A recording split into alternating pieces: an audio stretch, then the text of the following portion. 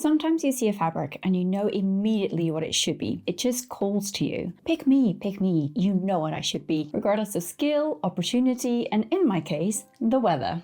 You see, I was offered some fabric, and when browsing, I saw this 100% cotton voile with these adorable little holiday reminiscent sprigs stamped on it. It seemed perfect for a winter project. Except, of course, that voile is one of the most lightweight fabrics out there, and that when I saw it, I knew it was going to be one thing, and one thing only for me, a chemise à la reine. What is a chemise à la reine, you ask? Well, I'm not just dropping French words for the sake of it. Let me tell you an incredibly shortened but convoluted summary of this garment. The chemise à la reine, sometimes called chemise dress, robe en chemise, and robe de gaulle, refers to a diaphanous, lightweight, late 18th century dress. Cusp. 18th century. Yes, you heard me right. For once, I am leaving the Victorians and Edwardians behind to dip my toe in the 18th century. This dress is typically made of lightweight cottons, linens, or even silks, and consists of a loose silhouette drawn in by a series of strategically laced ties across the neckline, bust, waist, and often sleeves. There are plenty of examples of this type of dress across late 18th century museum collections and portraiture. It gained fame in Western fashion due to its adoption by Marie Antoinette, when she sought to portray a pastoral and simpler fashion amongst growing unrest in the French population regarding her royal expenditure, a conflation of many different cultural and economic grievances that grew to be symbolized by the French queen and, particularly, her wardrobe. However, this is not the origin of the chemise dress, only the title chemise à la reine, reine being queen, Queen Marie Antoinette. Chemise stands for the shift worn by everyone in the 18th century, the first layer of fabric against the skin. It was typically made of linen, and increasingly, especially into the 19th century, of cotton, due to the growing abundance and lower cost of cotton through the transatlantic slave trade. The chemise itself had some variation, but it was mostly made of rectangles seamed together into a loose-fitting garment. The name chemise à la reine was taken up after a portrait by Vigée Lebrun of Marie Antoinette wearing this type of dress that was exhibited publicly at the Salon de Paris in 1783. This was a huge departure in fashion and public presentation of the queen. The dress was seen to resemble a chemise, and therefore the portrait was deemed to show the queen in a state of undress, an incredibly scandalous state for an already growingly unpopular queen. However, Marie Antoinette, despite social censure, was a hugely influential fashion icon in her time, and so the fashion spread beyond her ladies to the French court, the populace, and even Britain. Georgiana Cavendish, Duchess of Devonshire, was a popular British figure, both for her fashionability and her politics. She wrote she attended a concert in 1784, quote, "in one of the muslin chemises with fine lace the Queen of France gave me." Lady Elizabeth Foster, Georgiana's close friend, was painted wearing this type of dress in 1786, and so the chemise à la reine had made it to Britain. The dress is often credited to be the work of Rose Bertin, Marie Antoinette's famous marchand de mode, closer to both a dressmaker and a stylist. An article by historian Jane Ashleford in 2018 drew connections between the robe en chemise and the styles worn by elite white women in the French West Indies, as their interpretation of dresses often worn by free women of color, and that the style first appeared in French port towns, eventually trickling to Paris. Kimberly Chrisman Campbell, another historian, also draws this connection, but also links that style to peignoirs, or house gowns, garments worn within the home in a state of undress, connecting it again to undress. While these two theories help build a picture around the development of the gown, there's a wealth of imagery and portraits that attest to their popularity in the late 18th century. This is a super shortened history of this garment, so I've included a list of further reading and resources below, so you can truly dive in if you want to. Meanwhile, this is the type of dress I've picked to make. Seeing the fabric also coincided with my going to see the Marie Antoinette exhibition at the Victoria and Albert Museum, and so the project was sealed. It also combined with another goal of mine. I wanted to share how I typically scale up historical garment patterns from books. As someone who is, let's put it kindly, mathematically challenged, nor was the cut of women's clothes includes a pattern taken from a chemise dress in the Manchester Art Gallery. And here's the trick. It's a hecking simple pattern. I think this is why it's been so popular with makers throughout time. The pattern is essentially a large rectangle, and it is incredibly forgiving, a huge change from previous 18th century styles. It can also accommodate a changing body by simply tying the ties a little looser or tighter as needed. Some chemise dresses have a fitted underlining. The original dress from which Nora was pattern is taken does not. But this is the goal of this project. So with materials, context, and a pattern, I think we just need to dive straight in. So let's talk a bit more about how to scale up patterns. Okay, so it's time to talk about one of my least favorite things about sewing, which is absolutely maths. So I wanted to show you how I've been grading out patterns from books that come with grids like this. It's very common for historical patterns that are accessible to us nowadays to be available in a grid form, because obviously patterns can be really big and printing them on demand is very costly and can be a bit hit and miss. So mostly a lot of what we have for historical costume comes from books, and books have them on grids. There's a couple of different ways to do this, so I'll tell you, in my opinion, there's no right or wrong way. Whatever works for you works. The other two methods that I'm not going to talk about today are things like you can scan the page, scale it up on a computer, and then print it out. You can also use a projector if you digitize the scale and then project it. I don't really personally use either of these methods. I have used the scaling it up by computer and printing it, but only if it's a small pattern. It works very well for corset patterns and things like that. But for full dresses, I don't find it as useful. So instead, what I'm going to show you today is how to use it as a map to then draft the pattern yourself. A lot of these people think that these grids, specifically in these older books, are meant to be just patterns that you can, draw out and use, but actually they're mostly reference points. So a lot of these gridded pattern books that I use as reference points if I'm drafting my own, if I'm draping, if I need to know, for example, one of the most common things I need to know is when I'm trying to estimate how large to make a skirt, I always want to be on the top end. But for example, if I'm looking for the typical hem widths of the 1830s, I'll go through my grid patterns and I can measure exactly how many centimeters or inches these hems were on these skirts in a specific decade. For example, if I'm looking for 1830s, I'll go through every single 1830s pattern that is relevant on these books, and then I'll average out the average skirt for the 1830s. It's a very useful point of reference in that set. To use it as an actual pattern, you need to do math. So most patterns that come, I'm going to give you two examples today of two different books because I've done two different ways. But most pattern books that come with grids will tell you that they're on a scale, a particular scale. So the pattern that I'm using today is from Nora Waugh's The Cut of Women's Clothes from 1600 to 1930s. Lots of great patterns on here. And is a pattern taken from a chemise dress that is available at the Manchester Art Gallery Art. This dress is from 1785 and this pattern was taken, and you can see here that on the edge of the page there is a scale. So this means here I've measured it roughly. All I've done really is I've measured to see what's the equivalent to an inch. And in this case, it is approximately a quarter of an inch. But I prefer to work in centimeters when I'm going to draft this out. So the point is that I'm scaling this up in measurements, and then I'm going to draw it out myself, either directly on fabric or on paper beforehand, probably directly on the fabric. However, because I prefer to draft / pattern in centimeters just for accuracy, I then converted all of the measurement scales to centimeters. So for example, 1 inch in real life, according to the scale of this pattern, is a quarter of an inch, which means that 10 inches equals an inch and a quarter. That's why I said approximately, because it's not exact. But in centimeters, I can see that 2.5 centimeters, so 1 inch equals 3 millimeters, and 25 centimeters equals 2.9 centimeters, which means that on average, pattern is 8.3 times smaller than it would be in full scale in real life. So what I've then done, and this is my preferred way to do it, is that I photocopied the pattern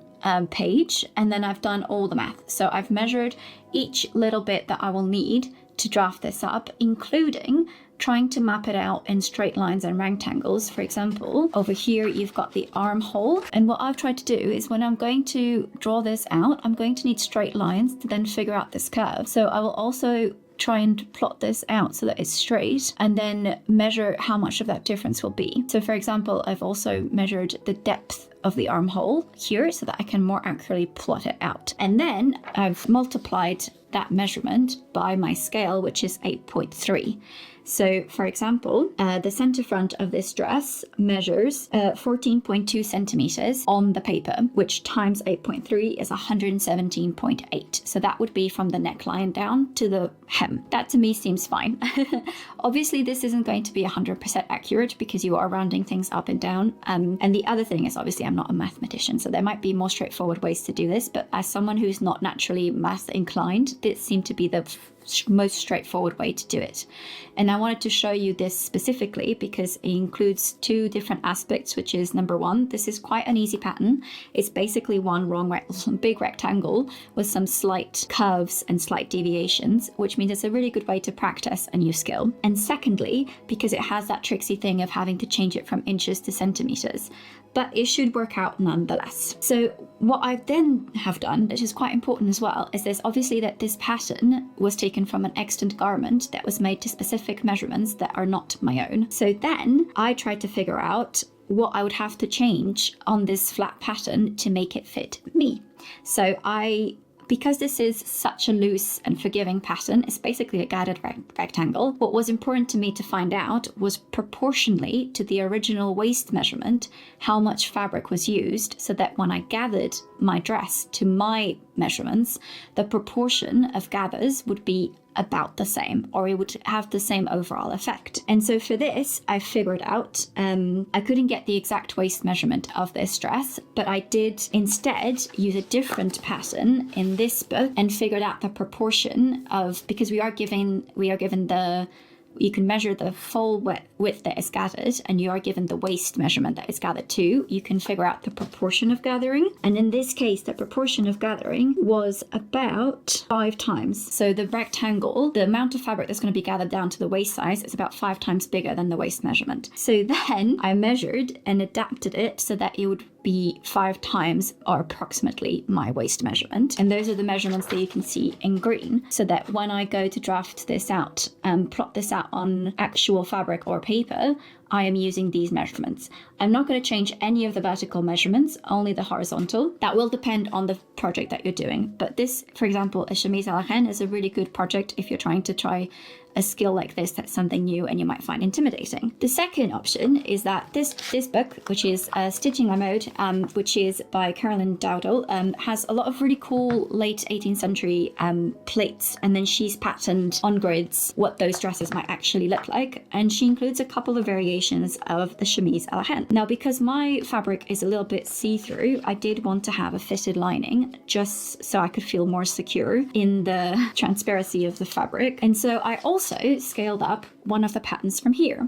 But thankfully, I decided not to convert it to centimeters. So instead, and because it wasn't a very big pattern, I didn't even photocopy it. I just drew it out. I mapped it out. And so you can see here my mapping. Yes, so the pattern on the grid is an 8 scale, which is very, very straightforward. So all I had to do was measure these in centimeters on the actual paper, what they were, and then times it by 8 and get the real life measurement. And then this, I managed to plot out on paper and make a pattern, which you can see here. Now, one of the most important things is to always make a mock-up of fitted things, because I followed these, but of course my maths wasn't 100% accurate, and my body is different from the one in the example book. So I made a mock-up, it needed some adjustments. I then transferred those adjustments to the pattern, particularly, for example, on the straps here, you can see, and also the center front was too big, which I've adjusted here. But it has given me the most important thing, which is a starting point and a working pattern. And so that's really what I wanted to cover, is to take these gridded patterns more as a starting point where you can map out something that you can then adapt to your own body.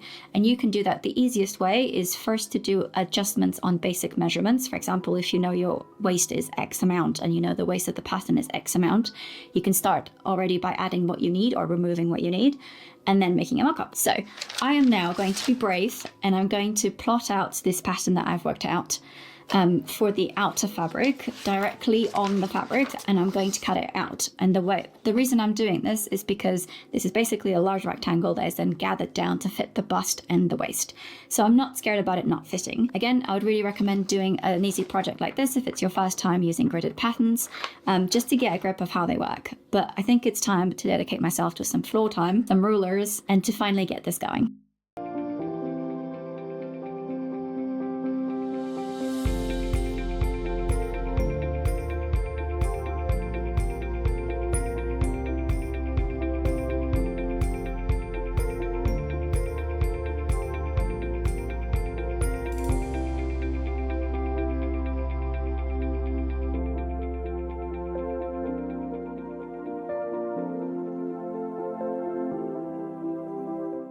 So it has been a little bit since a proper update, so I thought I would give you one. Basically, the dress is nearly done. Again, this is such a simple dress to do. That's kind of why I wanted to do it. But the last step I really had to do is to figure out how to do this lining, this linen fitted lining, including the bodice and the skirt, because I did actually cut out one for the skirt as well. The purpose behind this was that I was afraid that this fabric would be too see-through, and then it would become a hassle to wear without historical underpinnings, because I wanted to be able to wear it without historical underpinnings. But I have decided that actually it doesn't need a lining. Lots of chemises, like in the book that I showed you, the Thème à la mode book, Stitching la mode book, lots of the chemises on here do have fitted linings, and I think it makes sense when you're doing like a proper historical build. But for me, for this project, I don't think I'm going to, simply because it just doesn't sit nicely over the cut of this bodice, and I don't want to have to fix it. So I'm gonna not add a lining to this at all, and so it's going to keep its adjustability, and if I need to wear something underneath, I'll just make sure I'm wearing either a chemise, like an 18th century chemise, or just sort of, you know, like a vest and a petticoat or a slip or something, even just a slip, like it doesn't need to be anything fancy. So yeah, I've done the ribbons, I've put in the channels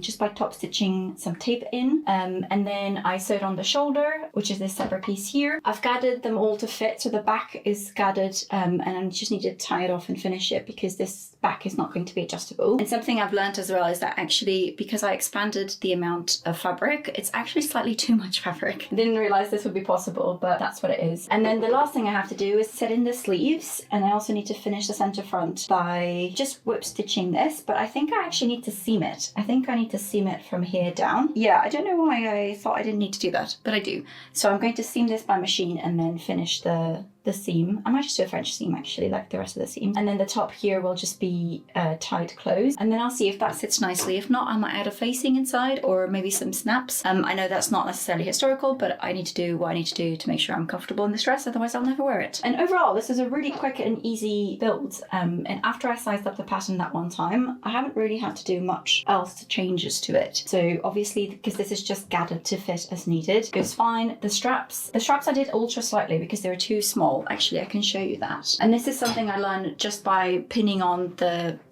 one straight from the draft, and I realized that they weren't quite the right shape for me. So you can see that they're slightly too short on here, and that might be just because how my shoulders are, the proportions of the original person. I actually didn't measure the straps when I first checked, so that's on me. But everything else seems to be okay. My last recommendation, actually, I've been talking for way too much, but my last recommendation is that if you are making this to not wear stays, I would recommend double checking where this middle channel sits, because if you're not wearing it with stays, if you're wearing it with a modern bra or something, this would look much nicer if it sits on the underbust. So at the moment, this doesn't sit on quite on my underbust, so it sits across it. And with modern undergarments, it just doesn't look as nice. On stays, it would be absolutely fine because stays have a conical flat shape. It doesn't have like the modern bust shape that we do. So I would just recommend that, yeah, if you're doing this to wear with modern undergarments, just double check where that line fits, and then you can move it down or up as needed. Otherwise, I have these two little things to fix, which is sew the front seam, set in the sleeves, and then the dress should be done. So let's finish it.